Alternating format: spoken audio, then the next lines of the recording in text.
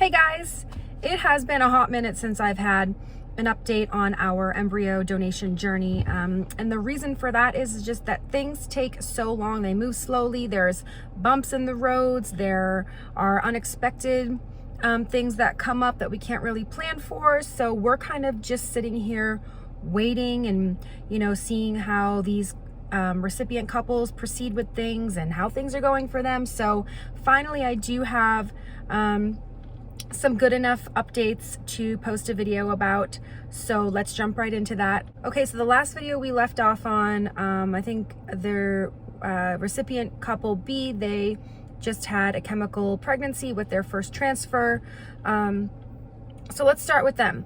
Recipient couple B, they went for testing. They got a whole bunch of different things done. The recipient mom, she had the whole workup of things done. They actually got a new RE because they just didn't think the other one was like kind of taking potential issues seriously enough. So they saw somebody else. Everything checked out really well. So then I noticed I haven't heard from them in a while, and they're usually pretty good at keeping me in the loop. So I'm like, I wonder what's going on. So I reached out to them, and they said that they received some news a few weeks prior, and they were kind of just sitting on it and letting it simmer and not really sure how to tell me about it because it was pretty significant.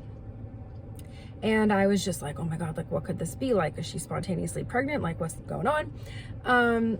But what it came out to be is that so the recipient father, they have sperm quality issues, and so I guess he just maybe like routinely gets semen analysis, I think, because he just happened to randomly get one. And it came back that he has a significance in the amount or the quality, or maybe both, of the semen, of the sperm. It came back a lot better than it has in the past. In the past, they basically were like not good candidates for doing IVF again. That's why they chose embryo donation. But now his semen analysis came back so much better, and it was kind of a miracle. They're like, usually we do not see this. It doesn't just like spontaneously improve like this. So they were really like thrown off, but excited and hopeful. And so they decided, after a lot of thought, and they thought very deeply about this, they decided that they were going to give IVF one more try. And I, of course, did not see that going. Of course, that was just like a huge, curve in the road. But they were so hesitant to tell me, but they really didn't have to be. I mean, I was so happy for them. I was like, wow, like what a surprise. But at the same time, like, I'm really excited for her. Like, I was like, please keep me updated. I would love to know. I love following a good IVF journey anyway, but I'm like, I'm totally happy for you. It's totally fine. So what I said about the embryo was, just hold on to it for now. Like, I'm not in a super big rush. Yeah, we put in the contract that we didn't, that, the embryo transfer we would like to happen within the next like year or 18 months or something like that. But there's no reason why I need to go out and find somebody else to use it right this very second. So I said, do your IVF, see what happens. Maybe you'll end up with your own child, best case scenario. But if for some reason it doesn't work out, then you have this as a backup. So they're holding on to it, and they're going to do their IVF, and they should be getting started like right now. I think I actually would love to text her and see another update, because I'm really dying to see how this comes out. Like, I'm really, really excited. And like I said, I love following a good IVF journey, but like when it's somebody that's like has a, close connection like this to you, it like makes it even more exciting. So, yeah, we're just kind of just waiting to see how that happens then. So that is a really unexpected yet cool update. So recipient couple B will just kind of be on the back burner with their IVF journey. But if there's any significant updates, I'll let you guys know. On to the next couple. These guys had been on the back burner for a while. Now they are the one that's making things happen. They have been, but the problem is they found a surrogate. They had a hard time finding a surrogate. And then they finally did. And then they got all the way, listen to this, they got all the way up to the point to where the surrogate was about to start her medication to have her transfer, like less than a week out from the transfer. She bails out. she pulled out.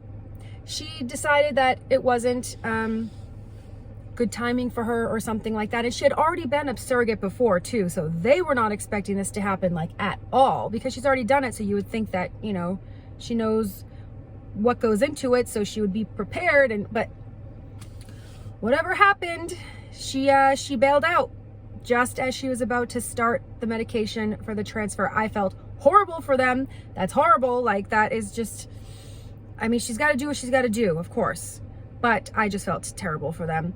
So then they're back at square one after like so long of getting to the point where to that point.